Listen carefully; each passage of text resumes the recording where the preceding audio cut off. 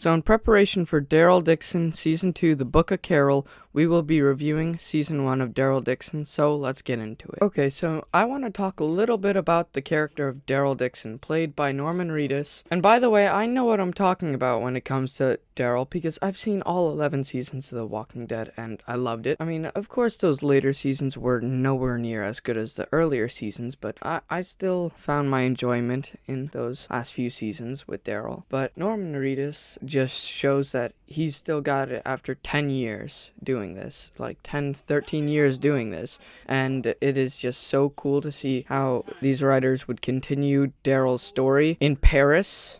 Especially, that is a totally new place for Daryl, and it's very interesting to see him there and try to like deal with Apocalypse by himself in a different location. So I really liked his character throughout season 1. So now I want to talk a little bit about the character of Laurent. Now this little kid is practically our main character besides Daryl. Like Daryl has to protect this kid and get him somewhere with of course the help of Isabel, because Daryl really cannot take care of kids. Because like look at Judith, for example. Remember when she got shot under Daryl's care? But anyway, this character was very well done. I think the actor really pairs well with Norman Reedus, and also his character pairs well with the character of Daryl, and they're just a nice duo to see on screen. And the kid is very intelligent as well, like playing with Rubik's cubes with Daryl, and he at one point like saves Daryl's life by cutting a rope to a boat because he doesn't want Daryl leaving, because he wants to keep him safe, which I thought was a very nice moment, even though Daryl like yelled at him, why,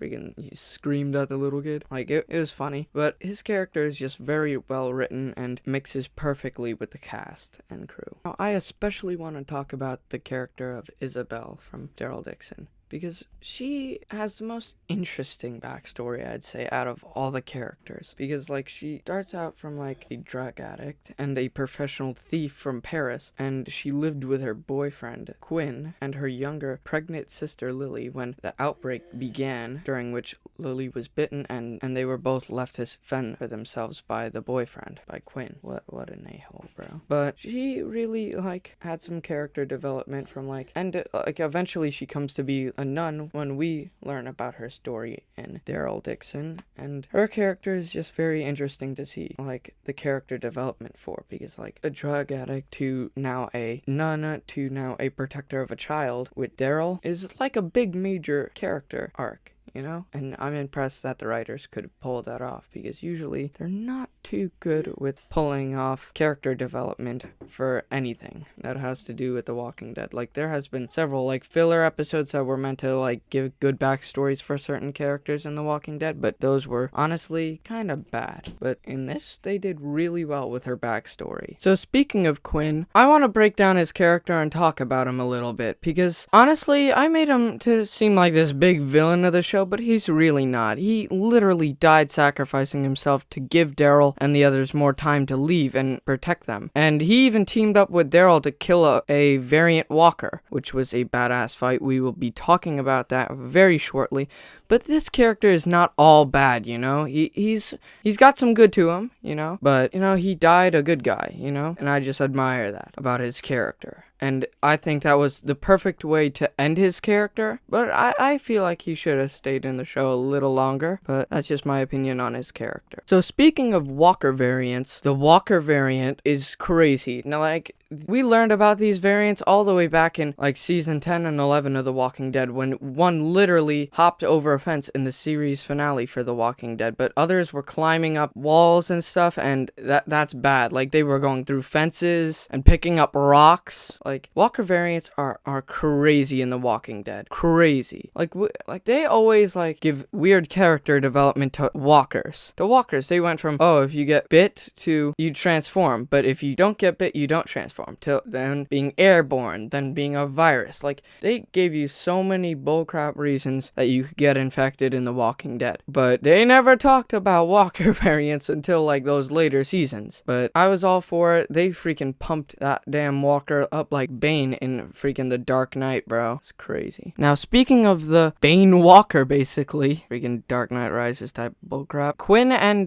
Daryl actually team up in this fight, and it makes for a very badass moment in not only the Walking Dead Daryl Dixon TV series, but just the entire Walking Dead saga entirely. Like, this battle, man, was amazing from start to finish, and it was so heroic for Quinn to sacrifice himself so Daryl could get out of there. But that Walker, bro, was crazy. I was just talking about, like, all the Walker variants. This is the craziest one we've ever seen, and that we will probably ever see in the Walking Dead universe. But the fight was just so awesome, and I was a bit scared for Daryl. Honestly, I did know that he was not gonna die in this because it's his show, and it's Daryl. No, they're never gonna kill Daryl, honestly. But I felt some suspense for the other character, Quinn, who did end up dying. But that entire scene, man, was suspenseful and great. So now I want to talk about the main villain, aka protagonist of Daryl Dixon Season 1, Stefan Caudron. He's the main villain of Season 1, and he's honestly a bit scary. I mean, not to me. I could take him. Yeah, sure. He'd knock me out within like 4 seconds. But anyway, like, this guy seems very scary from like the face tattoo he's got going on, like his buffness, and like just usually like Daryl is used to fighting scary people, aka Beta. Freaking, I'm surprised Daryl didn't like crap himself while fighting Beta. I would have been, yo, take the girl. I don't care. Just don't hurt me. But anyway, this character, this villain, was awesome to see on screen, especially when he threw down with Daryl. That fight was definitely one of my favorite moments of the series, when they fought, because it's always so interesting seeing like characters fight, but like I'm used to usually like watching movies or TV shows where characters actually know how to fight and they're fighting like freaking professional, like throwing roundhouse kicks. But like when in like these post-apocalyptic shows like The Walking Dead and Daryl Dixon, anytime humans fight, they're just like freaking raw dogging it and like just punching each other, pushing each other, headbutting each other, elbowing each other, throwing them into walls. Like, they're very raw fights, you know? And it's crazy. But like, compared to martial arts, for example, like Cobra Kai, these are some crazy intense fights. And I'm all about it, man. I love seeing like fighters that have no idea what they're doing just go at it with each other and freaking just throw punches and headbutts. Like, one of my favorite battles of The Walking Dead was the governor and Rick, you know? They just pummeled on each other until the governor was killed. It was crazy. But this villain, man, he was very intimidating. He also kind of beat the crap out of Daryl, but of course Daryl beat the crap out of him too. But like, their fight was just amazing, man, and I cannot get over it, how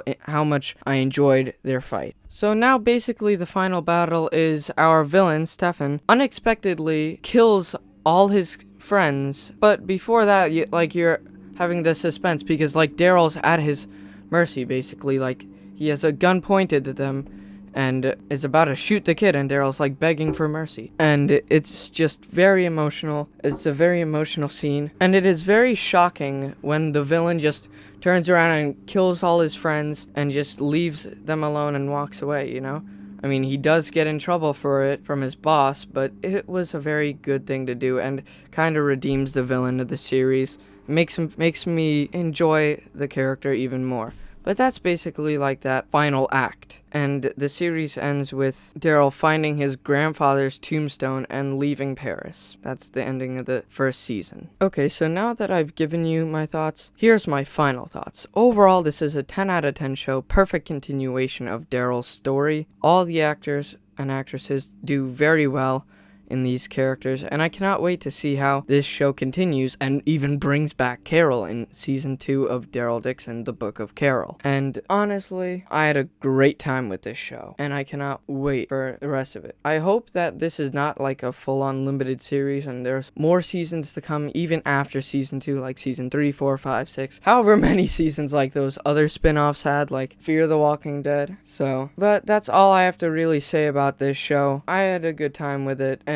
if you guys haven't checked it out already, highly recommend it. But that is all I have to say about this show, man. It is really good overall. So, in other news, Terrifier 1 and 2 will be getting reviewed very, very soon alongside with our Halloween franchise review in honor of the Halloween season. So look forward to that, my movie-loving peeps. But that's all for this video. Bye, guys.